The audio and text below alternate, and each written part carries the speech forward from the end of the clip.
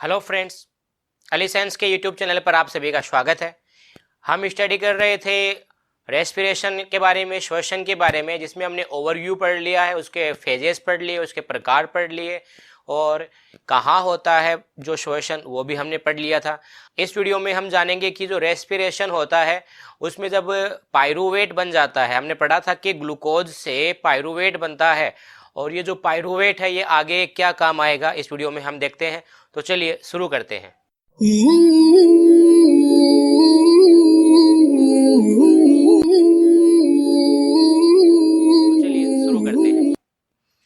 तो देखें, पिछले वीडियो में हमने पढ़ा है कि हमारे पास पायरुविक अम्ल या pyruvic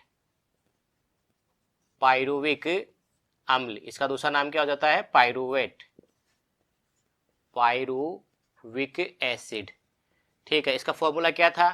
CH3 double bond O, फिर है C, इधर हमारे पास है डबल बॉन्ड O, इधर है OH। ये पायरुविक अम्ल था।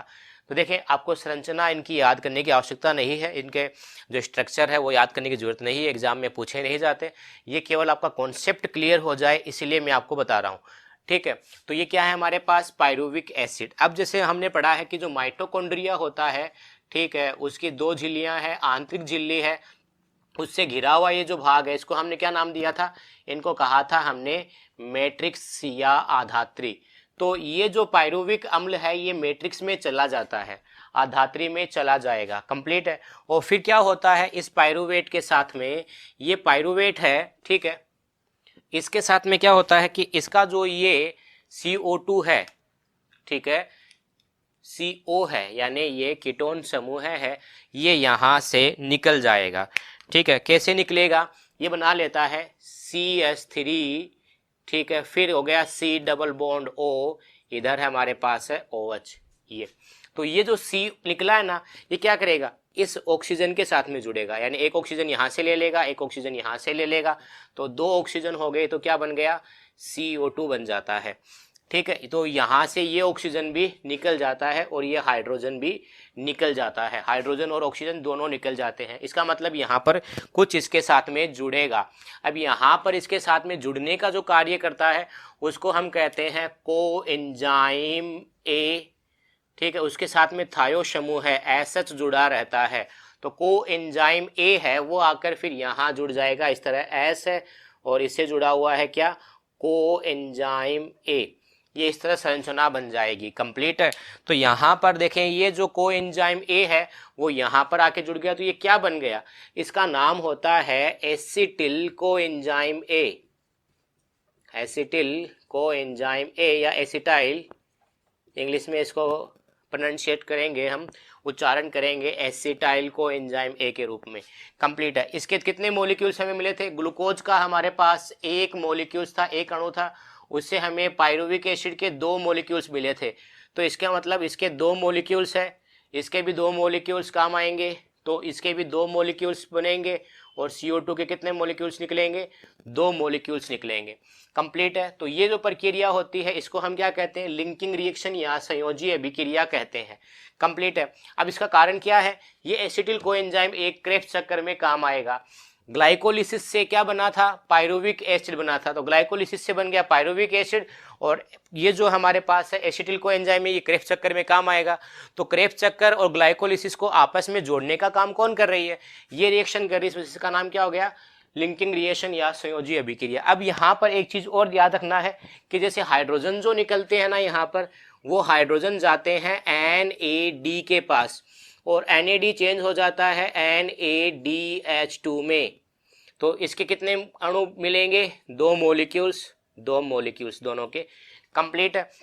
अब देखिए, मैंने कहा था कि जहां पर भी NADH2 बनता है, NAD2 या टूटता है, जहां पर भी NADH2 काम आता है वहां कौन सा एंजाइम काम आएगा? मैंने आपको क्या बताया था? डिहाइड्रोजिनेज एंजाइम लिखना है। देखो, इसके पास से हाइड्रोजन निकल के इसके पास आ गया, तो पायरुविक अम्ल में हाइड्रोजन की कमी हो गई, तो इसका नाम क्या हो गया? डिहाइड्रोजिनेज। डी का मतलब कमी होना, किसकी कमी? हाइड्रोजन की, तो डिहाइड्रोजिनेज इसका नाम हो जाएगा। तो देखो, पायरुविक में कम हुई ना, तो इसका नाम क्या हो जाएगा? इसका नाम हो गया पायरुविक डी हाइड्रोजिनेज।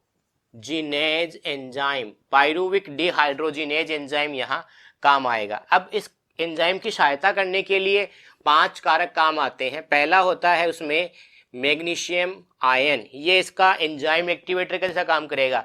अब एंजाइम एक्टिवेटर क्या होता है ये मैंने आपको पढ़ाया था, जो एंजाइम्स वाले चैप्टर है उसके अंदर। एंजाइम सक्रियक का काम करता है Mg2+। इनके अलावा इसमें काम आता है थाइमीन पायरोफॉस्फेट, थाइमीन पायरोफॉस्फेट जिसको हम शॉर्ट में कहेंगे TPP। इनके अलावा इसमें काम आता है lipoic acid, lipoic acid amide, ठीक है, इसको शॉर्ट में कहेंगे हम LAA, ठीक है। लिपोइक एसिड भी लिख सकते हो, लिपोइक एसिड एमाइड इसके अंदर काम आता है। नेक्स्ट इसके अंदर एक काम आता है वो है FAD, ठीक है, FAD काम आता है। कहीं कहीं किताबों में FAD की जगह पर नाम रहेगा आपके पास NAD, FAD की जगह पर क्या नाम रहेगा NAD। इनके अलावा देखें यहाँ पर हमने क्या पढ़ा है, क्या जुड़ रहा है, को एंजाइम ASH, ठीक है, स्थायु समूह है। तो ये 5 इनके अंदर कारक है, ये सहायता करते हैं इस रिएक्शन को कंप्लीट होने के लिए। कंप्लीट है तो ये रिएक्शन हमें आगे, अब देखो इस रिएक्शन से हमें क्या चीज़ मिला है। एक तो मिला है यहाँ पर हमें NADH2 के 2 मोलिक्यूल्स, दूसरा हमें मिला है एसिटाइल जो है उसके 2 मोलिक्यूल्स एसिटाइल कोएंजाइम A के और 2 मोलिक्यूल CO2 के। तो देखिए हम श्वसन की जो रिएक्शन मैंने आपको लिखाई थी यानी रेस्पिरेशन की, वो क्या थी, C6H12 है, O6 + O2, इनसे कितने O2, 6 O2, इनसे क्या बना था 6 CO2 + 6 H2O + एनर्जी, ठीक है। तो देखें ग्लूकोज हमारे पास काम आ गया, ग्लूकोज से हमने पायरुवेट बनाया था। ऑक्सीजन अभी यूज में नहीं आई, आगे पढ़ेंगे। कार्बन डाइऑक्साइड कितने निकल रहे हैं, 6 मोलिक्यूल्स, यहाँ कितने निकले हैं, 2 मोलिक्यूल्स ही कार्बन डाइऑक्साइड के मिलते हैं इसमें। तो यानी इसके मतलब 4 मोलिक्यूल्स कार्बन डाइऑक्साइड के अभी मिलना बाकी है और वो हमें क्रेब्स चक्कर के अंदर मिलेंगे, क्रेब्स साइकिल में मिलेंगे। कैसे मिलेंगे ये मैं आपको बताऊंगा डिटेल से। इनके अलावा वाटर मोलिक्यूल्स बनता है, वाटर कैसे बनेगा, पानी कैसे बनेगा, ये भी आगे काम आएगा ATS में। इनके अलावा एनर्जी, एनर्जी किसकी फॉर्म में मिलती है, ATP की फॉर्म में। अभी तक हमने पढ़ा है ग्लाइकोलिसिस में हमें कितनी ATP मिल चुकी थी, टोटल 10 मिली थी, उसमें से 2 काम आई थी, तो टोटल कितनी बची, 8। तो हमारे पास कुल मिल गई थी 8 ATP, ठीक है। यहाँ देखें कितने NADH2 काम आ रहे हैं, यहाँ 2 NADH2 काम आ रहे हैं। तो मैंने कहा एक NADH2 कितने ATP बनते हैं, 3 बनते हैं। तो 2 से कितने बन गए, 6 ATP, तो 2 से बन गए 6 ATP। तो यहाँ पर अपने पास हो गए 6 ATP और, ठीक है। तो कितने ATP हो गए हमारे पास, हमारे पास हो गए 14 ATP, ठीक है। 14 ATP हमें अभी तक मिल चुके हैं। अब बाकी जितने भी ATP मिलेंगे उन सभी के बारे में हम डिटेल से नेक्स्ट वीडियो में पढ़ेंगे। इस वीडियो में इतना ही। अगर ये वीडियो आपको अच्छा लगा है तो आप इसको अधिक से अधिक शेयर करें, लाइक करें, कमेंट करें, जिससे हमारी सहायता होगी।